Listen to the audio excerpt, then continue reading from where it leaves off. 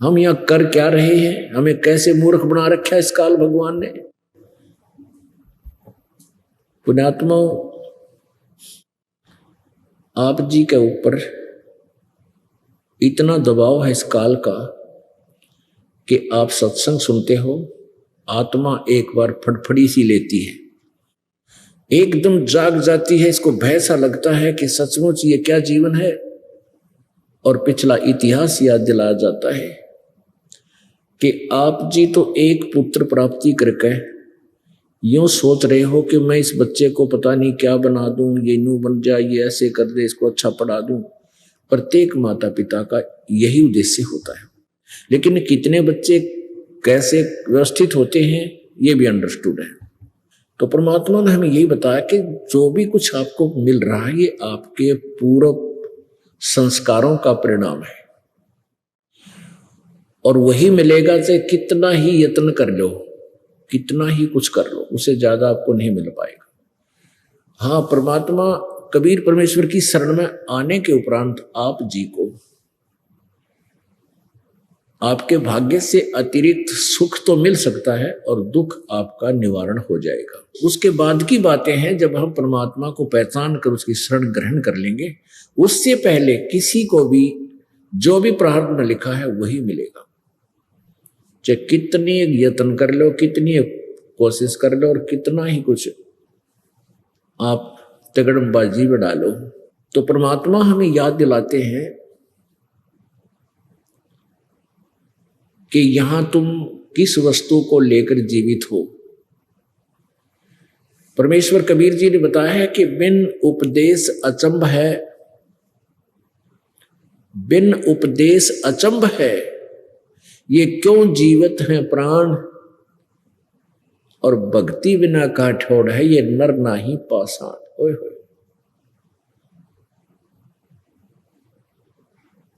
कितनी गहरी बात कही है कि बिना परमात्मा के नाम के ये प्राणी जीवित भी किस आशा के ऊपर है।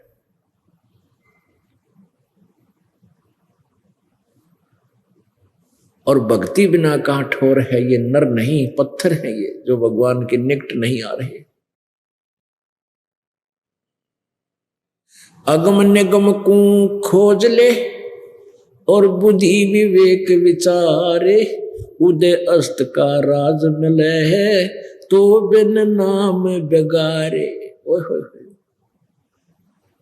परमात्मा कितनी प्यारी बात कहते हैं। पुण्यात्माओं, आप जी के ऊपर इतना नशा कर रखा है इस काल में, 3 इंजेक्शन लगा रखे हैं जन्म होते ही, और फिर रह कर फिर बौछार होती रहती है। रजगुण ब्रह्मा जी से, सतगुण विष्णु जी से, तमगुण शिव जी से। और हम इतना कुछ ज्ञान सुनकर भी थोड़ा सा एक बार अंगड़ाई सी लेती है ये आत्मा, और जो ही सत्संग बंद होता है उसके बाद फिर वही ये कर दूं, वो कर दूं, चल भाग जल्दी, चलो वहां चलेंगे, वो करेंगे, अन्ना जाने घर पहुंचन पावा कि ना पावा पर प्राणी। तो हमारी इतनी भूल डाल दी, इतना प्रेशर दे दिया इस प्राणी ने।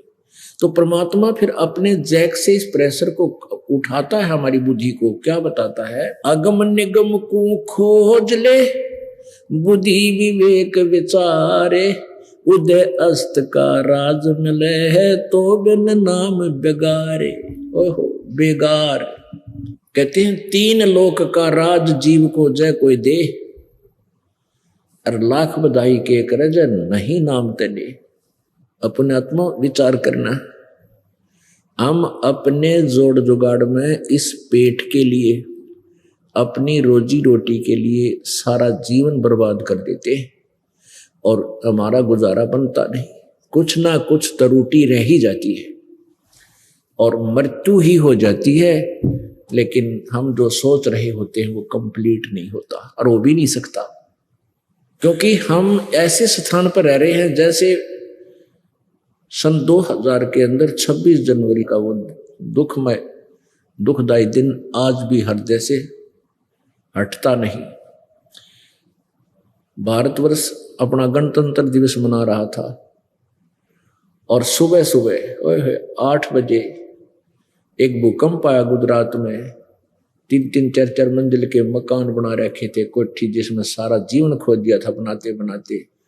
और वो भूकंप के अंदर वो पूरा शहर का शहर नीचे उथल पुथल हो गया, दब गए उसी उन्हीं महलों के अंदर, मकानों कोठियों के अंदर दब कर मर गए वो व्यक्ति जो सारा जीवन उन कोठियों बनाने पर लगे रहे। ओए होए भक्त आत्माओं, ये सत्संग के जो वचन है परमात्मा की अमृतवाणी के, ये एंटीबायोटिक है। ये हमारे नशे को उतार देंगे, लेकिन हमने प्रॉपरली ट्रीटमेंट कराना पड़ेगा, लगातार यहाँ आना पड़ेगा। सत्संग से जाने के बाद तो वह संसारिक व्यक्ति ही आपको मिलते हैं। उसने एक कोठी बना ली, उसने कार ले ली, उसका लड़का नौकरी लग गया, उसके लड़के ने इतनी कमाई कर दी है, उसने ऐसा कर दिया, यानी वो इंजेक्शन आपके वहां जाते ही लगने शुरू हो जाते हैं। और यहां आकर के हम एंटीबायोटिक इंजेक्शन देते हैं आपको, कि वो क्या बताते हैं, अगम निगम को खोज ले, भविष्य के बारे में जरा सा विचार करो, और बुद्धि विवेक विचार, थोड़ा सा विचार कर गहराई से अपने दिमाग से सोचे। उदय अस्त का राज मिले तो बिन नाम बेगारे। ओहो, अब राजा कौन बनता है? जो पिछले जन्म का पुण्यकर्मी प्राणी होता है। ओहो, वो पिछले जन्म जन्मांतर के पुण्यों की गठड़ी बांधकर वो पूरा संग्रह किया हुआ था, वो राज्य पद प्राप्त करता है। और जो भक्ति नहीं कर रहा राजा, सत भक्ति, वो तो थोड़ी बहुत सभी करते हैं अपने जैसा जिसको ज्ञान है, जो सत्य भक्ति नहीं करता, मर्यादावत नहीं कर रहे, तो वो राजा क्या करता है, अपने पूर्व जन्म के पुण्यों को वो खर्च खा रहा है, बर्बाद कर रहा है। उसकी क्या दशा है, अंत समय उसके संग क्या बनेगा। जैसे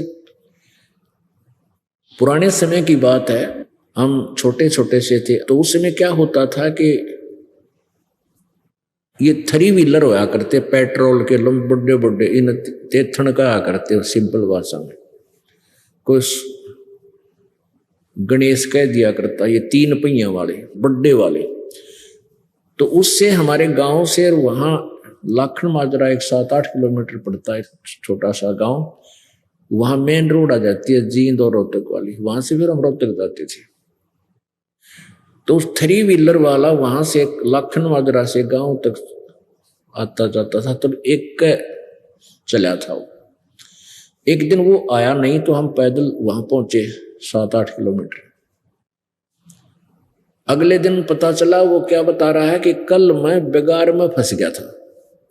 बेगार क्या होती है, पहले क्या करते थे, पुलिस वालों के पास ये जीप जाप ना हुआ करती सरकारी, ये किसी भी व्हीकल वाले न पकड़ लेते, कहीं रेड लगानी होती या कोई मुर्जिम पकड़ना होता, तो उसने सारा दिन दाबे दाबे फिरते, वहां चल। और वो क्या करता, उसका पेट्रोल भी अपने ही जेब से डलवाता था पुलिस वालों के साथ, जो बेगार कर रहा होता था। और 1 मिनट टेकन नहीं दे, सारा दिन उसको फिरकी बांधे रखे, घुमाते रहे। और शाम ने उनकी मर्जी 7 बजे छोड़े का 8 बजे छोड़े उसको, तब वो घर आकर पड़े। तो उसने क्या बताया कि कल 200 रुपये का पेट्रोल तो जेब खर्च हो गया, और सारा दिन तो पहिया इधर से उधर चलो, सारी दिन बेगार करके आया हूं। यानी 200 रुपये घर, उस समय 200 रुपये बहुत होते थे, 200 रुपये का पेट्रोल घर से खर्च दिया, और सारा दिन पहिया टेक्या नहीं, जैसे बहुत स्पीड से चल रहा है, बड़ी कमाई कर रहा होगा, यानी क्योंकि उनके पहिया कमाई माना करते थे उधर। और अंत में घर पे गया, जब 200 रुपये घर पे खर्च के गया, वह जेब खत्म करके गया। तो ऐसे ही वो राजा जो भक्ति नहीं करता, वो सारा दिन, हमने ये दिखा है जैसे ये बहुत बड़ा इधर जा रहा है, हूं करती गाड़ियां पीछे चल रही है, सर पता नहीं है हेलीकॉप्टर में चल रहा है। यो तो बेगार करे है, अपने 200 रुपये खर्च के और मुंह लटका के घर में जाएगा, यानी अपने पुण्य समाप्त बर्बाद करके ये खाली होकर जाएगा, बेगार कर रहा है। इस बेगार को आप समझ गए होगे, इस डिफाइन जो करती है।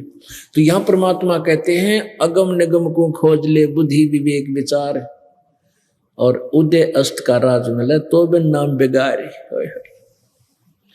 अपने पुण्यों को बर्बाद कर रहा है और सारा दिन पंजा टेकता नहीं, नून भाग ले इधर भाग ले, सौ टेंशन उसके माइंड में रहती है, सौ टेंशन। दारू पी का पांडा छुटाओ रात में। और वर्तमान के तो बुरा हाल हो रहा है इन लोगों का। ये बेसिक मंत्री मुख्यमंत्री बने फिरते हो, प्रधानमंत्री, इनको एक पल की चैन नहीं है, शांति हो सके इस माया। जहां माया का समावेश है वहां तो आग लगी पड़ी है सबके प्राणी, सब प्राणियों। और बुद्धिमान राजाओं ने तो राज त्याग दिए थे शांति प्राप्ति और परमात्मा के पाने के लिए। लेकिन राज त्याग देने मात्र से भी प्रभु नहीं मिलते, उनके पाने का तरीका कुछ विशेष है। उसको हम अपने कर्तव्य कर्म करते हुए भी, अपने जो कर्म योगी होकर भी हम परमात्मा प्राप्ति कर सकते हैं।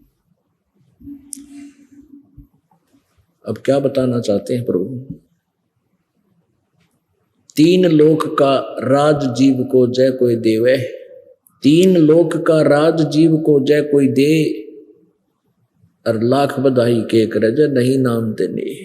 यदि कोई राज्य प्राप्त करता है अपने पुण्य से, और यदि उसके पास भक्ति मार्ग नहीं है, कहते हैं जो व्यर्थ है उसका जीवन। तो पुण्यात्माओं, आप बहुत ही पुण्यकर्मी प्राणी हो जो सत्संग में पहुंच गए।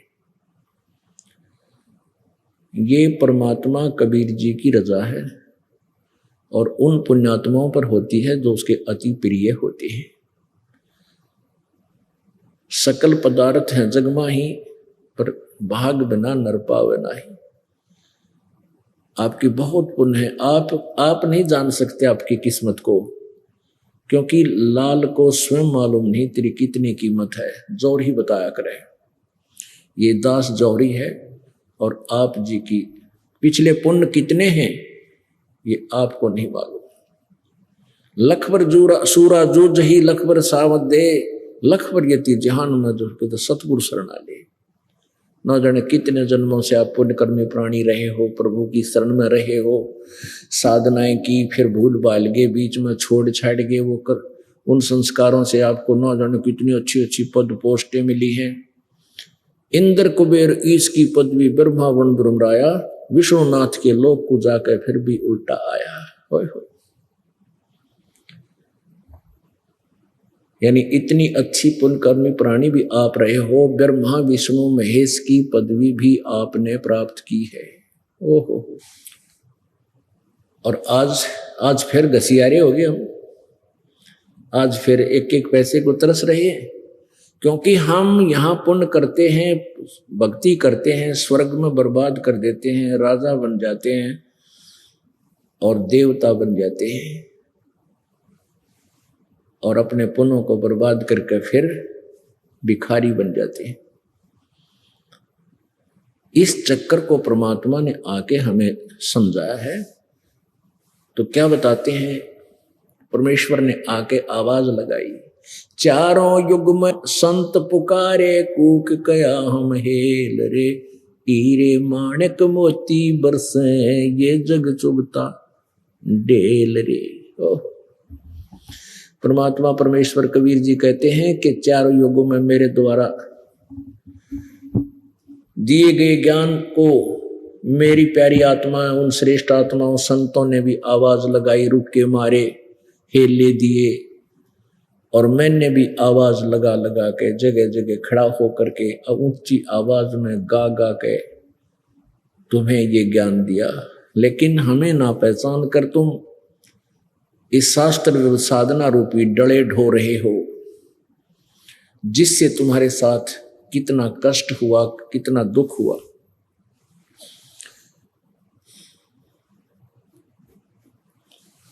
परमात्मा ने आके हमें बताया, मन तू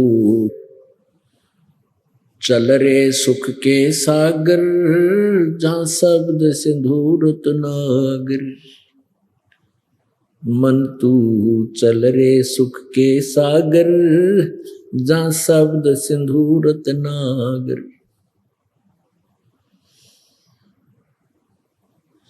चल रे सुख के सागर, सुख सागर, सागर तो आप समझते हो समुद्र, समंदर में आप जब जहाज में कोई बैठकर गया हो और चला जा 200 किलोमीटर समुद्र के बीच में, समुद्र में, तो वहां फिर कुछ दिखाई नहीं देता, केवल जल ही जल, जल ही जल, जल ही जल, या वो जहाज दिखाई देता है। तो वहां सतलोक के अंदर सुख ही सुख, सुख ही सुख, वहां दुख नाम की चीज नहीं, जहां हम रहते थे। और उस सुख को अब यहां ढूंढ रहे हम। आप जिस सतलोक में रहा करते थे सभी, ऐसा ही आपका शरीर था, लेकिन वो शरीर का मटेरियल दूसरा था। ये तो है 5 तत्वों से, मिट्टी से कच्चा घड़ा समझ लो, और वो सोने का बना हुआ हो, यानी उसमें ना बीपी आई हो, ना लो हो, ना जाड़ पड़वानी, ना दांत निकलवाने, ना किसी प्रकार की कैंसर, ना टेंशन। वो एक तत्व से बना हुआ नूरी शरीर होता है। वहां वृद्ध अवस्था नहीं आती, वहां मौत नहीं होती। ये 2 ही सबसे बड़े शत्रु हैं इस प्राणी के, मौत और बुढ़ापा। वहां ये नहीं होगा, और जहां ये दोनों हैं वहां सुख हो नहीं सकता, चाहे कितनी बात बना दे।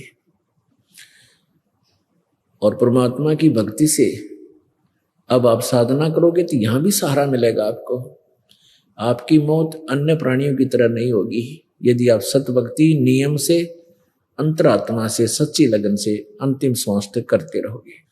और वृद्धावस्था में भी आपको बहुत सहारा मिलेगा, बहुत सहयोग मिलेगा परमात्मा की भक्ति का, शक्ति का, बहुत ही अच्छी तरह टाइम पास हो जाएगा। अन्यथा तो बुरा लोग मर्या करे प्राणी। तो पुण्यात्मा, उस सतलोक में चलने के लिए परमात्मा हमें प्रेरित कर रहे हैं। आए अपने ज्ञान के द्वारा उन्होंने हमें बताया, मन तू चल रे सुख के सागर, जहां शब्द सिंधु रत्नाकर। शब्द सिंधु, शब्द का अर्थ होता है अमरत्व, शब्द विनाश में नहीं आता।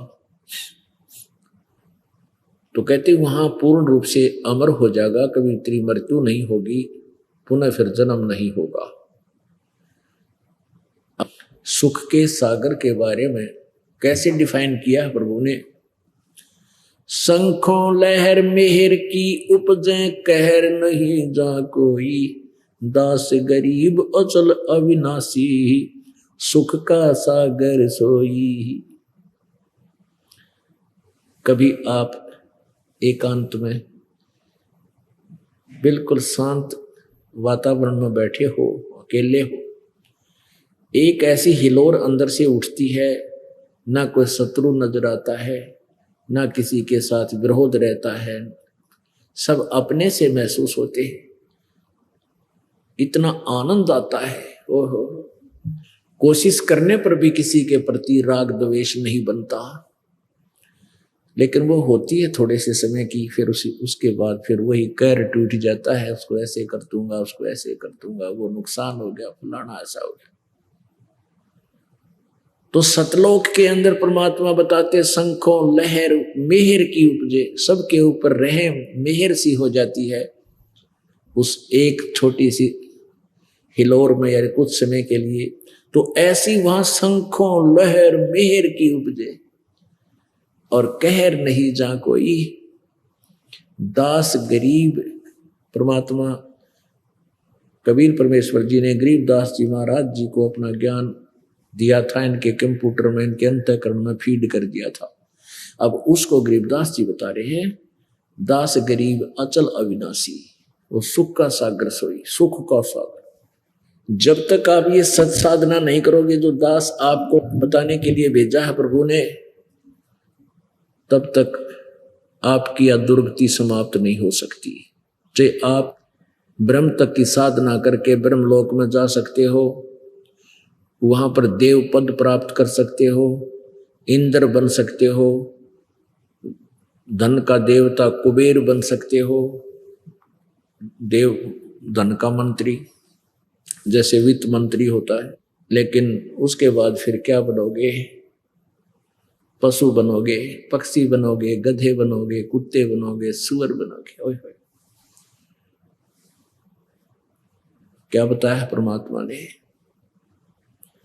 कोटि जन्म तन भर मत होगे, कुछ ना हाथ लग्या रे।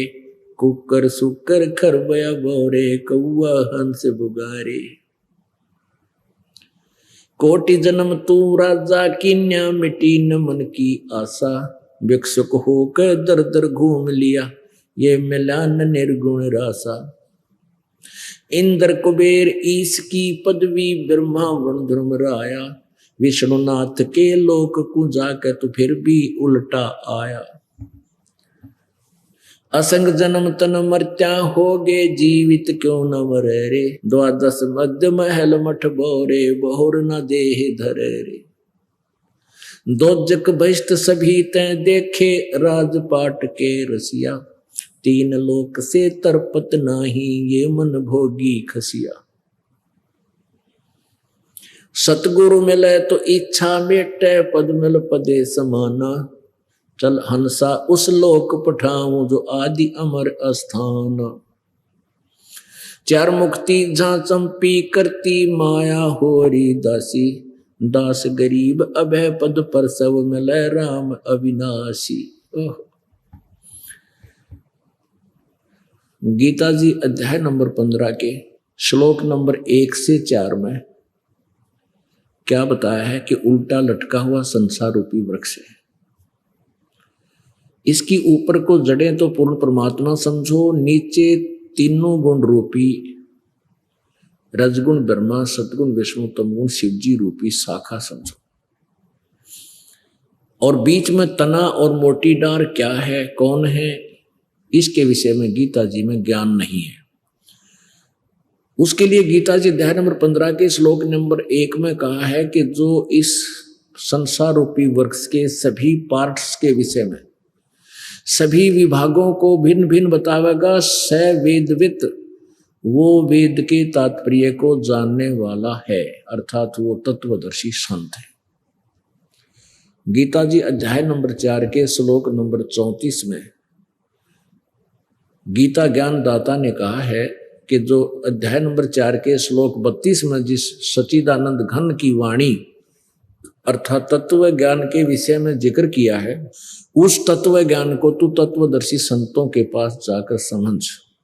उनको दंडवत प्रणाम करने से, कपट छोड़कर नम्रता पूर्वक प्रसन्न करने से वो तत्वदर्शी संत तुझे तत्व ज्ञान का उपदेश करेंगे। इससे सिद्ध है कि गीता जी का ज्ञान कंप्लीट नहीं है।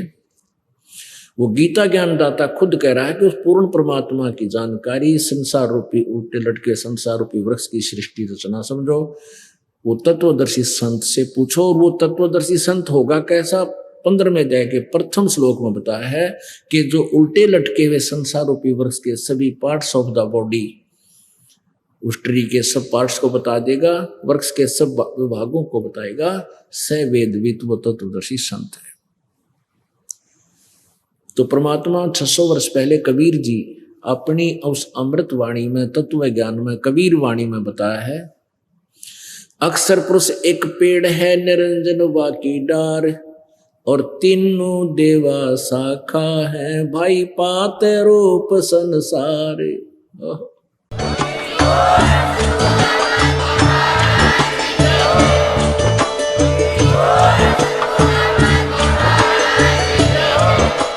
अगर आप ये वीडियो YouTube पर देख रहे हैं तो हमारे चैनल को सब्सक्राइब करें और बेल आइकन को दबाना ना भूलें। अगर आप Facebook पर ये वीडियो देख रहे हैं तो हमारे पेज को लाइक करें।